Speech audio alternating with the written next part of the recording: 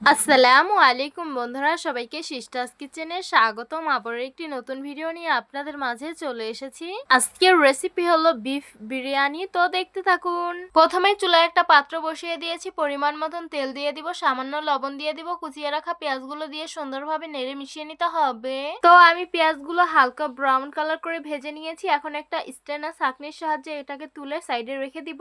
বেরেস্তা ভাজা তেলে আমি ম্যারিনেট করা আলুগুলো দিয়ে দিব, তারপর হালকা করে ভেজে একটি স্ট্যান্ডার ছাঁকনির সাহায্যে এগুলোকে তুলে সাইডে রেখে দিব। তারপর সামান্য তেল দিয়ে দিলাম, কুচিয়ে রাখা পেঁয়াজগুলো দিয়ে সুন্দরভাবে নেড়ে মিশিয়ে নিব।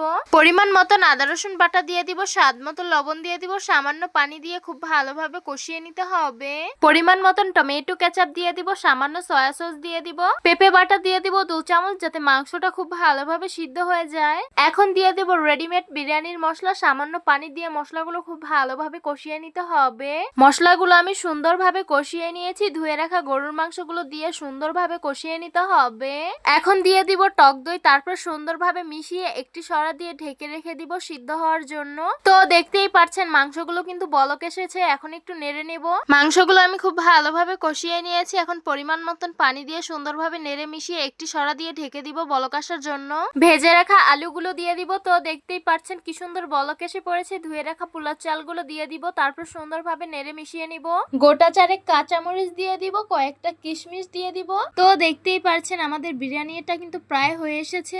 এখন উপর দিয়ে ঘি দিয়ে দিব, তারপর এটাকে সুন্দরভাবে মিশিয়ে নিব।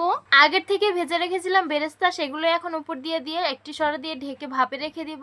ভাপে রেখে দিলেই কিন্তু চালটা সুন্দরভাবে ফুটে যাবে। এই তো গরম গরম সার্ভ করে নিলাম বিফ বিরিয়ানি। খেতে কিন্তু অসংখ্য সুস্বাদু হয়েছে। তো কারা কারা বিফ বিরিয়ানি খেতে অনেক বেশি পছন্দ করো তারা অবশ্যই কমেন্ট করে জানাবে। তো আশা করছি আজকের ভিডিওটা আপনাদের কাছে অনেক ভালো লেগেছে আর সহজও লেগেছে। তো সবাই অনেক বেশি ভালো থাকবেন, সুস্থ থাকবেন। তাহলে আজকে এখানেই বিদায় নিচ্ছি। আল্লাহ হাফেজ।